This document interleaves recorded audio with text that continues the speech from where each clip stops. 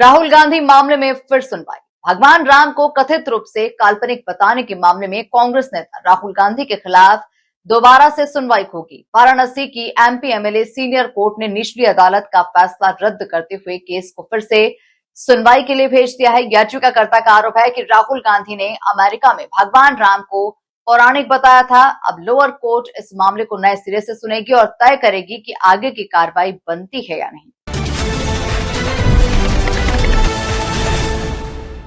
2024 में राहुल गांधी के उस व्यक्तित्व से शुरू हुआ जो न्यूयॉर्क में ब्राउन यूनिवर्सिटी में जाकर उन्होंने राम के ऊपर टिप्पणी किया, भगवान राम पर, कि ये काल्पनिक पुरुष है।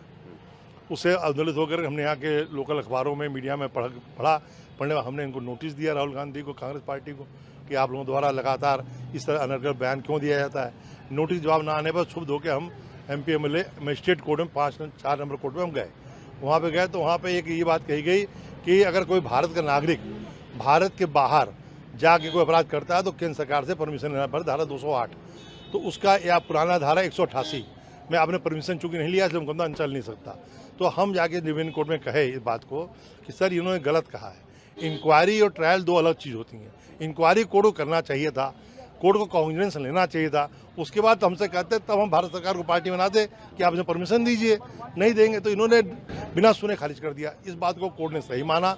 हमारे दी हुई 15-20 लॉ पॉइंट दिए गए जो कोर्ट ने कोर्ट किया है अपने निर्णय में, माना। इसलिए कोर्ट ने लोअर कोर्ट के फैसले को निरस्त कर दिया और पुनः सुनने के लिए उन्होंने कहा कि इन मुद्दों को पुनः सुना जाए और इसकी जांच की जाए।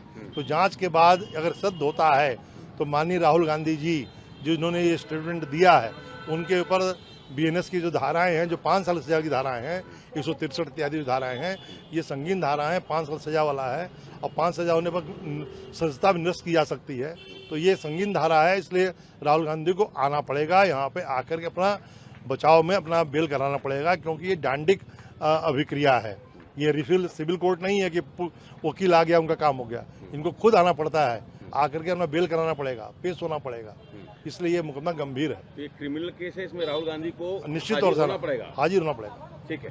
अब ये बताइए कि कब से शुरू होगा इसका ट्रायल? इसी हफ्ते शुरू होगा, जब ये अभी तो छुट्टियां चल रही हैं, अब आदेश नीचे जाएगा तो हम चाहते हैं जुलाई के फर्स्ट वीक में चालू हो जाएगा। आप बताइए कि इसको आप जीत मानते हैं, ये इस फैसले को? जीत ये हिंदू समाज की जीत है।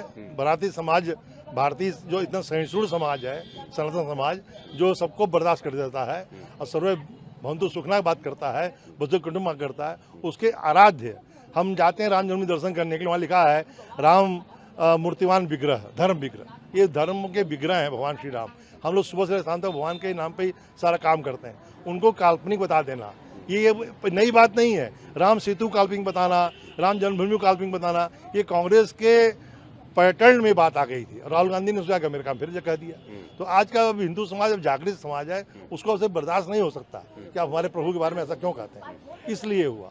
अब मुझे बताइए कि MP MLA court Yuzvendra Vikram Singh की कोर्ट ने ये जो फैसला दिया, एक लाइन में क्या कहते हुए फैसला दिया? दोषी मानते हुए फैसला दिया कि ये जो कहा गया, अगर ये कहा है तो दोषी है, इसकी जांच होनी चाहिए। यही लबोलबाव है पूरे मुकदमे का। अब सुनवाई किस कोर्ट में होगी? उसी एमपी एमएलए कोर्ट में, नीचे लोअर कोर्ट में जो मजिस्ट्रेट कोर्ट है, जो त्रिपाठी जी कोर्ट जिसने खारिज किया था, वही कोर्ट सुनेगी फिर से। 5 साल की सजा सदस्यता जा सकती है? जी जाएगी, पक्का जाएगी। अगर सिद्ध हो गया और राहुल गांधी ने अपना बचाव नहीं किया कायदे से, तो निश्चित तौर से एक 25 फैसला होगा तो भी राहुल गांधी की सत्ता जाएगी।